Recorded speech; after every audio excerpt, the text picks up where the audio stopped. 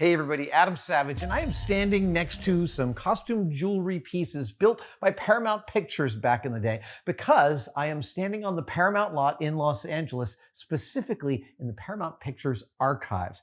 And one of the unique things about Paramount is that they're one of the few studios that actually has an archive of the jewelry they have made over the past 100 years while making movies. We're just about to talk to Randall, who is the manager of the prop and costume archives here at Paramount, and see some of the highlights in their jewelry collection. Oh, dude. Oh my goodness. Well, welcome, Adam. Come Randall, on in. This is, so when you say that you guys are the only studio with a jewelry collection specifically, that goes back to the beginning days of Paramount? It goes back to 1923. Okay. So the oldest pieces in here are from 1923. But yeah, we are the only studio archive that actually has a jewelry archive. So, and we're very proud of that. So yeah. Do art directors and customers still come to you guys for? There was some research done on Coming to America, the sequel that was done. Right? Yes, they did some research here, but no, for the most part, these are all considered museum pieces. Amazing. So these are loaned to museums all over the world. We're very proud of that fact.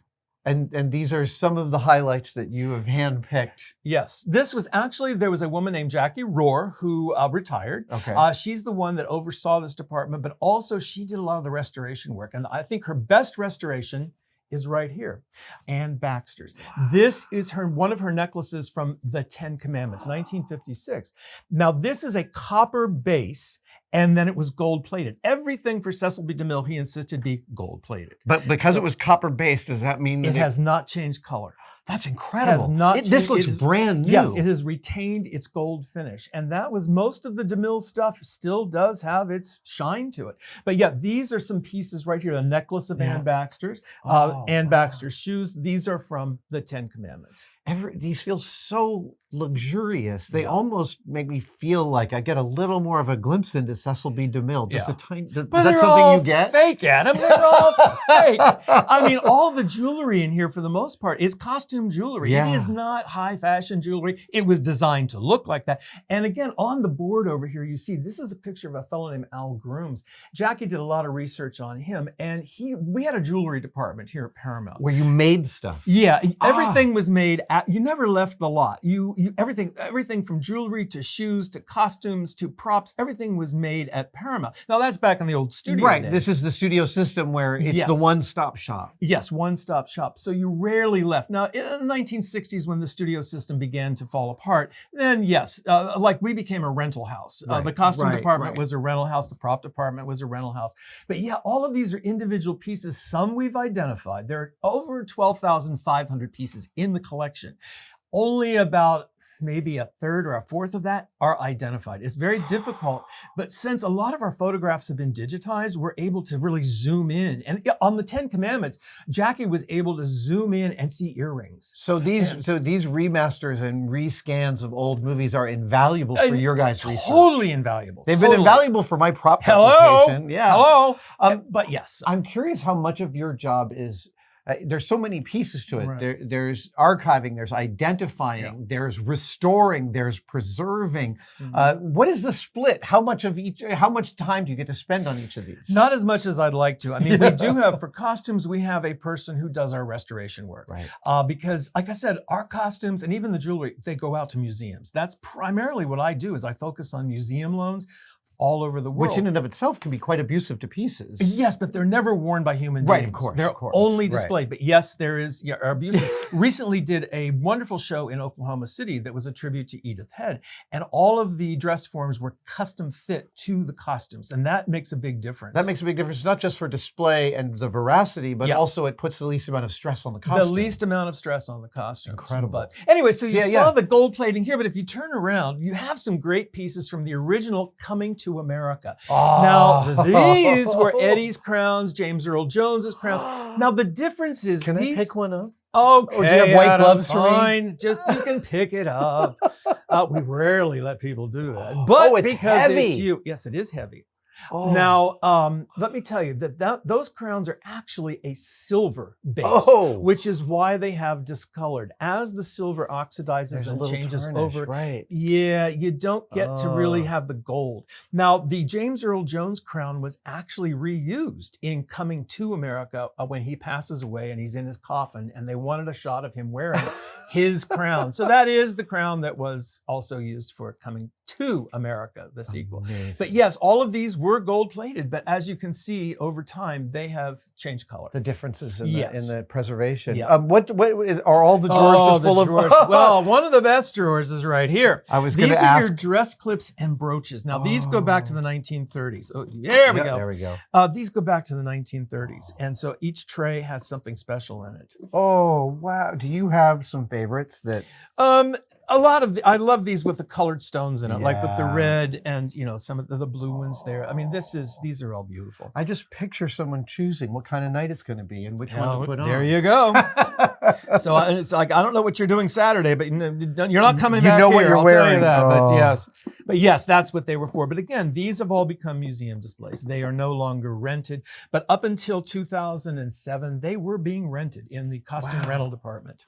Will you tell me? I'm curious about this guy. So did he build a lot of the original costume jewelry in the collection? Yes, of the older stuff. And that photograph was probably taken in the late 1920s. Okay. But yes, he did build the tiaras, the crowns. There's a crown we have outside there that was done for Paula Negri for a 1924 film that was probably built by him. Oh, and incredible. It's cobbled together. Can we go look at that? Sure, come on out here. That Let's take a look. It's really great. It's a copy of a crown that was supposedly worn by Catherine the Great, and it was for a film called Crown of Lies. But this is Paula Negri, and this was from 1924. Now, if you look really closely, it is cobbled together from various parts and pieces. Some of them I see the same brooch repeated a few times. That's incredible. Yeah. So, but on camera, of course, it would look very glamorous. Yeah. It would look very expensive, and it's all see how the light hits it. It immediately comes alive. I'm obsessed with crowns lately. And I got to tell you, Adam, that's the thing with a lot of our costumes. The minute you throw light on them, they come alive. They pop. Yep, they absolutely pop. Wow. They know their light. They know where to find their light. It's great that this is a piece that demonstrates both their efficiency and their artistry at the same time. At the same time, yeah. Now, it's missing a cross. It did have originally, it had a cross on the top of it, which is long gone. Right. But we never tried to replicate that. They cut the cross off. Yeah, no, there's no cross in the picture. Yeah, but she actually wore this. Oh, this is the other fact about this. Yeah. They reused this crown for Marlene Dietrich's The Scarlet Empress. And you see it in the opening credits, and you see it sitting there, and it's like, it does have the cross on it because it's supposed to be, Russian prior to the revolution, obviously. But during the reign of Peter the Great, or not Peter the Great, it's Catherine the Great. Yeah. But that was the crown they used also for Dietrich. So when you're able to connect these dots across film history and use these pieces to show those connections, are you storing in a database these stories? Oh, great. Yes. No, we have information on a lot of this stuff. Not everything, but a lot of this stuff. So anyway, these are some really fun pieces. Dude, can we go back in and cover a couple more? Sure. Come on in. Now these are Hedy Lamar's earrings from Samson and Delilah. Oh, that's incredible. And that's her little crown that she wore in her hair. Look at that. And that is a piece that was being thrown out. And I found it and I said, wait a minute, these are really, I didn't know what they were. They were cool. They were also worn by, in the film, The Carpetbaggers. This is the Love Parade. Now you can see the condition of this is not pristine. Mm-hmm. The Love Parade was 1929, and it featured Jeanette MacDonald. And we do have the train, her wedding train, which is almost 15 feet long. And it is covered in rhinestones and pearls. And it took 10 little boys to carry it down the stairs. It must have been so heavy. It's very heavy. Tell me about this weird shape. What is this magnificent We thing? don't know, but we do know that it was used as set dressing in a film with Thelma Todd called Rubber Heels from, I believe, 1927. But you can see it in the pictures, the stills, and it's in a jewelry case. And it's like, okay, well, but we don't know what it was created for. It's such a so weird shape. It's from the 20s. It's definitely from the 20s. This piece that was Deborah Paget from the film Omar Khayyam, but it also has another history. That was worn by Madeline Kahn in History of the World Part 1. No! Yes. Oh, very cool. So, yes, that was. I remember that. Yep. Totally. That is Madeline Kahn as well.